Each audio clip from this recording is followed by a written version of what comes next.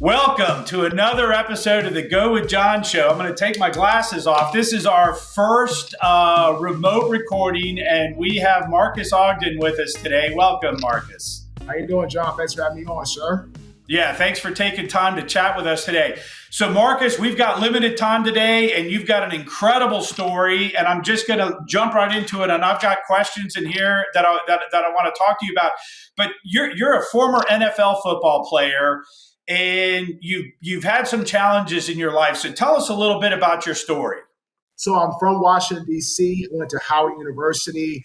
I ended up moving to Jacksonville. I was drafted by the Jacksonville Jaguars. I had a 6-year NFL career.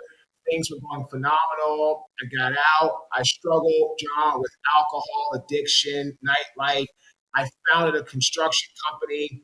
I built to be the largest African-American owned subcontracting company in the city of Baltimore and the state of Maryland for 2 years. I ended up losing everything in 2013 because I made a bad business decision, and I had to move to Raleigh, North Carolina with only $400 to my name. Oh, my goodness. Oh, my goodness. Okay, so you're in Raleigh, North Carolina. Then what happens? So I ended up moving here to Raleigh, and I ended up working for Merrill Lynch for a short time. I got fired from that job, went to a construction company the next day, fired from that job 5 days later. And the only job I could get, John, was a custodian making $8.25 an hour on the graveyard shift. And I worked from 10 p.m. until 5 a.m. And I ended up having my rock bottom moment of clarity as a custodian. And that was the driving force for me to turn my life around, started Keynote speaking. I didn't get a paid job for 2.5 years.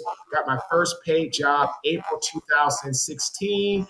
And since then, we've worked for, as of yesterday, 48 Fortune 500 companies as a speaker. We are a 3-time best-selling author, coach, consultant with our own podcast. And we're doing great. But again, there were a lot of challenges, John, to get where we are today. How long were you a custodian on the graveyard shift? How many weeks, months, years?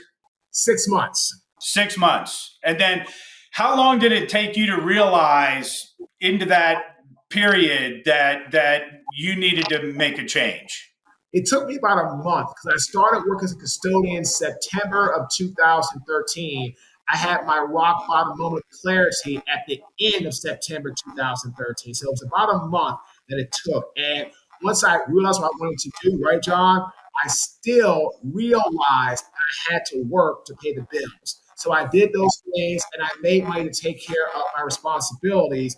But that first month in, after that spoiled milk moment, that's when I realized I got to get my life together now. Right. So who was your biggest cheerleader during that time period? Did you have one? Yeah, I would say that my biggest cheerleader was probably my sister, Gina. Gina always helped me to stay positive. She always helped me to stay inspired. And there were days I wanted to give up. She didn't let me. She kept pushing me forward. As a result of her and her nudging me in a good way, I am today. Fantastic. Fantastic. Okay. So you start your company, and then I guess tell me a little bit about what you are doing now. So I started the episode out about I'm going to pull from my key, right? So, and I've obviously watched some of your videos, which you're a great speaker and you've got a great message. And I look, I spent probably about an hour and a half this morning watching your work, and it's very impressive. But talk to us about pulling from your key. So in order to pull from your key, that's a great question, John. You have to maintain balance and you have to maintain a strong mindset. A strong mindset is how you view or how you attack the world or your day. And when you face difficulty, adversity, hard times, you don't give up on your journey and you keep pressing forward. As a result of learning how to balance myself and how to do my own thing and be energetic or be more calm or be more focused or be more relaxed, I've learned how to always have a strong mindset. And no matter what you do in life, if you have a strong mindset, then everything else will take care of itself. Right. And if your mindset is weak, then you need Gina. That's right. I'll make sure to tell her that today when I talk to her. But yeah, that's if your mindset is, this is what I live by, right, John? If your mindset is weak, execution will be poor. right. Absolutely. Absolutely. So if your mindset is weak, your execution will be poor. Talk to us about anger. And, so when we teed up for the show today, we were going to talk about servant leadership is what we were going to talk to about that. And I think within that, you talk about anger in your keynote speeches. So let's touch on that for a little bit, because I think that's good stuff. That's a good question, John. So that comes from what we call the personality traits, right? So things like anger, lust, envy, jealousy, greed, and people who are living by the personality traits, right, John? They're Yes. only out for themselves. They're only out for what they can gain from others. The problem with that is if that's how you are, if that's what your life is like, then what will happen is you will always live a life what I call short-sighted and all about external motivating factors like money, greed, fame, things that actually mean nothing. So what I tell our clients or our keynote speaking clients is you want to live your life by the character ethics, truth, loyalty, honesty, being fair, being kind, because then you're living for others. Great book by Bob Berg, The Go-Giver, The Law of Influence. When you put other people's needs abundantly before yours, you influence them for the better. And that's how we try to live our life, and that's how we try to live our brand going forward. Right. Fantastic. So talk to us a little bit about emotional intelligence.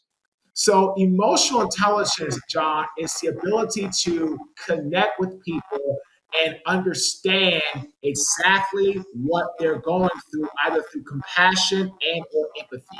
It's all about our ability as a human being to have strong EQ, and it's our ability, really, John, more simplistically, to connect with people. If we connect with people through empathy, compassion, love, respect, dignity, then what happens is they feel that it's not a transactional process or sale. They feel it's relationship driven. And one of my good friends, Gary, Day, wrote a book on strategic influence, and it talks about relationships is all about creating trusted alliances. And he's so correct because I always tell people relationships are the old and the new currency. Right. That's good. That is true. That is true. And, we've got a lot of folks that come on this show. I've had CEOs on, and I've had small business owners on, and they all go back to their relationships and how important the relationships are. And if you don't have good people around you, and if you don't have good relationships, you can't really get much done at home or at work, right? You got to have good relationships with your family, and you got to have good relationships with your team. So, go ahead. No, I said amen. Yep. So let me tack, because we got about 10 minutes left, and I'm really I appreciate all that, and I would encourage folks that are listening to get to your website, marquesogden.com. It's easy. You type in Marques, Marquez, and as soon as you hit that O, Google knows we're looking for you because they auto-fill it in. So you're doing something right with your SEO. But so I'm curious, just on a personal level, how, I'm talking about feelings and tapping into like the moment when you were a custodian and to where you are now. Can you spin us a little story about coming from Howard University, going to play with the Jacksonville Jaguars, and how did you, what were the emotions when you got into the NFL? And did you feel like you had made it and the rest of your life was just going to be a certain way? And then what happened when you got to be a custodian versus how do you feel now? Like I'm really curious about how do you feel internally about your success today versus how did you feel when you were on the field playing football with the Jaguars? So today I feel a different form of success and prosperity because I'm helping a lot more people versus football. You're all about your teammates, you're all about your fan base, you're all about your coaches, the owners, and it's not as big of a reach of helping people. So in Right, the work we do today, it's a lot more fulfilling for me because I'm all about helping others. I'm all about helping people create and or seize opportunities. I'm all about helping people create relationships. I'm all about helping people formulate what they need to formulate in their mind to get where they want to go. So it's a right, different feeling. It's a different euphoria when you're out here helping others and you're out here doing the work that you know you're called to do and that you're truly passionate about and that you can see doing, right, John, for the rest of your life. And that's how right. I feel about speaking, coaching, consulting, our podcast. Very fortunate that we have a strong base of people who are always loving our work, our podcast, and what we're about, all that type of stuff. So in reality, to me, what I do today is more fulfilling than when I played in the National Football League. Right. Right. So was it harder for you to achieve your success public speaking, or was it harder to achieve success? I know it's a totally different comparison, but was which ladder was more challenging for you? Great question. I would definitely say the public speaking because in football, I at least knew I had the natural talent to do it. Now, Right. there's a lot of other guys that had talent and were working hard, but I always had a great work ethic and a natural talent for football. With public speaking, keynote speaking, when I started it, I really didn't know if I had the talent or not. I really didn't know if I had the juice or not. I don't really know if I had the ability to do it.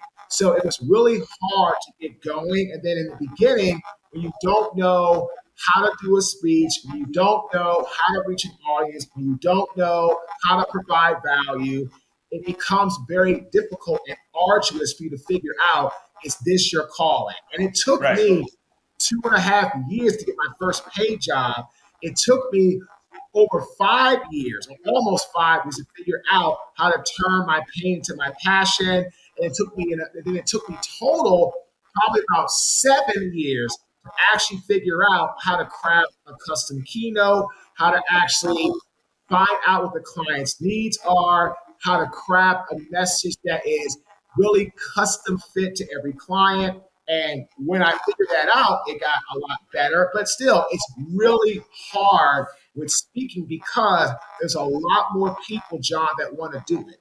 Now, there's a lot of guys that want to play football, but it's still very small in comparison to how many people in the world want to do speaking. Even though people say they'd rather die than public speak, there's enough Right. people in the world that want to do it, and it makes Right. it really hard. And you have to capture that market space, which is not easy. And then once you capture the market space, right, John, you got to be Yeah. consistent, you got to deliver, and you got to have good follow up to get where you want to go. Yep. That's fantastic. So you said something in there that kind of resonated with me, and that is you had to figure out how to take your pain and use that energy to turn it into success. So I think we've all had, I mean, I've had my challenges in my life. Some folks know about them, but taking that pain and that energy for me personally is a massive motivating driver. When you're at the bottom of the barrel and you have nowhere to go and you have nothing, I think there's some fear that kicks in, right? That just sets off some kind of internal energy that says it's almost like you're being chased by a wild tiger, that you've got to get up and run or you're going to die. So how did you take that pain? How did you harness that energy and turn it into success? So what I figured out, what I found out, right, John, is that everybody has mistakes or things in their closet, or they have some sort of pain in their life. And once I figured out that my pain could be my purpose to help others, not to ignore their pain, not to feel shame about their pain, not to feel discouraged about their struggles.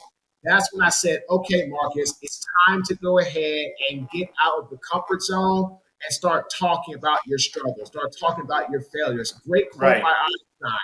If you follow the crowd, you will only go as far as the crowd. If you Right. venture off on your own, there's no limit to the success that you can achieve. So I started to follow my own desire to break out of the comfort zone and share my stories and share other things with people in that regard. So that's really something that I hope people learn from me is that we all make mistakes. Just own them, fix them, and move on. Amen. Back at you. So let me say, Marcus, I know I got to respect your time, and I so appreciate you carving out a portion of your day here to come in and talk to me and share your story with our listeners. In the last couple minutes that we have left, is there any, you just gave us a great piece of advice. Is there any one thing that you want to say, or is there anything you want to add to the conversation that we've had today? I'll tell your listeners this, a great quote by Aristotle. In times of extreme darkness, focus on the light. And what I believe Aristotle meant is that we are the light that has to push through the adversity, the difficulty, the hard times, the arduous times, and we can learn how to focus and dig in our heels and learn how to utilize our strengths, utilize what we have and what we can bring to the table to help ourselves and help others, then we are the light that can get through any darkness to get to the other side. Fantastic. And with that, we will leave it lay. Marques Ogden, marquesogden.com. Go check him out. Thank you, sir. I appreciate you coming in today and talking with us. And that will conclude another episode of the Go With John show. And as always, go out there and build something extraordinary. Thank you, Marcus.